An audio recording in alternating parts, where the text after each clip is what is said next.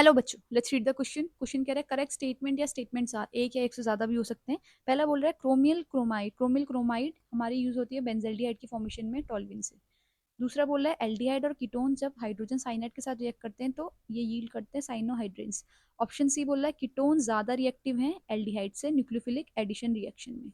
और चौथा बोल रहा है कि ketone reacts with ethylene glycol under similar conditions to form cyclic products जिसको हम इथाइलिन ग्लाइकोल कीटल्स बोलते हैं। तो बच्चों हम इसको ऑप्शन बाय ऑप्शन देख लेते हैं कौन सा गलत है कौन सा सही है। तो जो ऑप्शन ए है उस ऑप्शन के लिए जो की कॉन्सेप्ट लगेगा बच्चों, ये है हमारा इटार्ड रिएक्शन।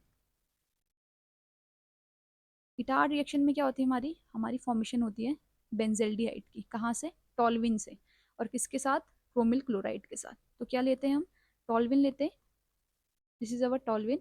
इसकी रिएक्शन करवाते हैं हम क्रोमिल क्लोराइड के साथ जो होती है Cr2O2Cl2। ठीक है। क्या होता है सबसे पहले हमारे यहाँ पर एक CS2 की प्रेजेंस में सबसे पहले क्रोमियम का कॉम्प्लेक्स बनता है। हम लिखते चलते हैं this is our toluene, this is our chromyl chloride. ठीक है। इसकी रिएक्शन हो जाती है और एक कॉम्प्लेक्स का फॉर्मेशन होता है क्रोमियम का CHOCr। इसको थोड़ा क्लियर लिख लेते हैं,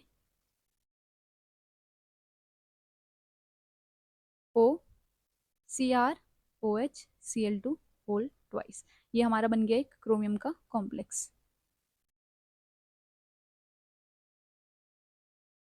ठीक है। एक ब्राउन कॉम्प्लेक्स फॉर्म हो गया जो अब सेपरेटेड होता है और डिकम्पोज करते हैं हम इसको H2 के साथ। इसका हाइड्रोलाइसिस करवाएंगे H3O पॉजिटिव की फॉर्मेशन प्रेजेंस में। तो हमारा यहाँ से बन जाता है benzaldehyde. This is our benzaldehyde. इस तरीके से हमारा फॉर्मेशन होता है टॉल्विन से benzaldehyde with the help of chromium chloride. तो करेक्ट ऑप्शन ए वाला जो स्टेटमेंट है वो करेक्ट है। अब ऑप्शन बी देखिए। ऑप्शन बी बोल रहा है एल्डिहाइड और कीटोन हाइड्रोजन साइनाइड के साथ रिएक्ट करके साइनोहाइड्रिन बनाते हैं। तो बच्चों इस क्वेश्चन का जो की कॉन्सेप्ट है हमारा, इस ऑप्शन का जो की कॉन्सेप्ट है वो है हमारा nucleophilic addition reaction. Nucleophilic addition reaction.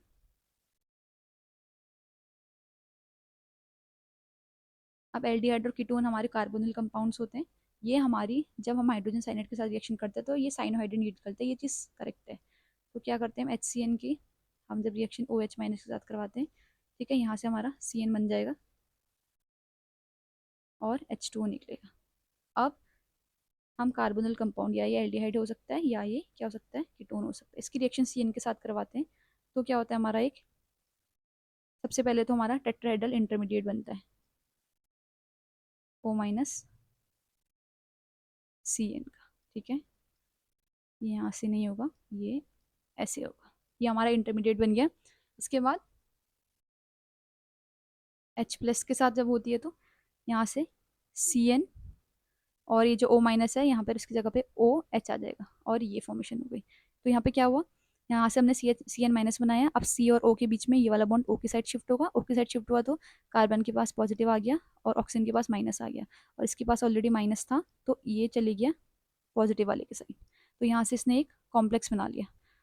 ये हमारा क्या है, टेट्राहेड्रल इंटरमीडिएट। इंटरमीडिएट। ठीक है। इसके बाद H प्लस के साथ रिएक्शन करी और जो ये वाला स्ट्रक्चर फॉर्म हुआ है हमारा, दिस वन, ये हमारा क्या है, दिस इज अवर साइनोहाइड्रिन। तो यही हमसे पूछ बोला गया है स्टेटमेंट में।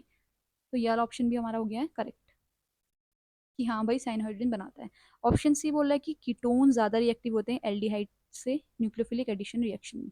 तो अगेन इस क्वेश्चन ऑप्शन का जो की कॉन्सेप्ट है वो हमारा न्यूक्लियोफिलिक एडिशन रिएक्शन है।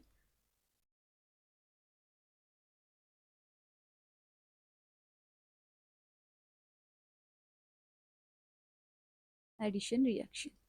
अब हम क्या कर लेते हैं, अगर आप कीटोन बनाओगे तो इसके पास दोनों R ग्रुप होते हैं और एल्डिहाइड बनाओगे तो इसके पास एक H होता है एक R होता है। अब जब इसकी रिएक्टिविटी की बात की जाती है बच्चों, तो जो एल्डिहाइड ग्रुप होता है, एल्डिहाइड ज़्यादा रिएक्टिव होता है। Aldehyde are more reactive than ketone. अब ऐसा क्यों होता है? ये दो रीजंस की वजह से होता है बेसिकली। एक होता है हमारे स्टेरिक रीजंस दूसरा होता है हमारा इलेक्ट्रिक रीजंस। ठीक है, देखिए क्या है, जब हम कीटोन में देख रहे हैं, कीटोन में आप देख रहे हो दो बड़े बड़े सब्सटीट्यूएंट लगे हुए हैं आर ग्रुप। तो बड़े बड़े सब्सटीट्यूएंट्स हैं, तो ये क्या क्रिएट करते हैं, स्टेरिक हिंड्रेंस क्रिएट करते हैं। स्टेरिक हिंड्रेंस होती है जिस वजह से जो न्यूक्लियोफाइल आना चाहता है, एक्सेस करना चाहता है, वो नहीं कर पाता है क्योंकि दो बड़े बड़े सब्सटीट्यूएंट्स हैं। ठीक है, सेकंड चीज ये है, अगेन दो एल्काइल ग्रुप हैं, अगर इसमें दो एल्काइल ग्रुप हैं,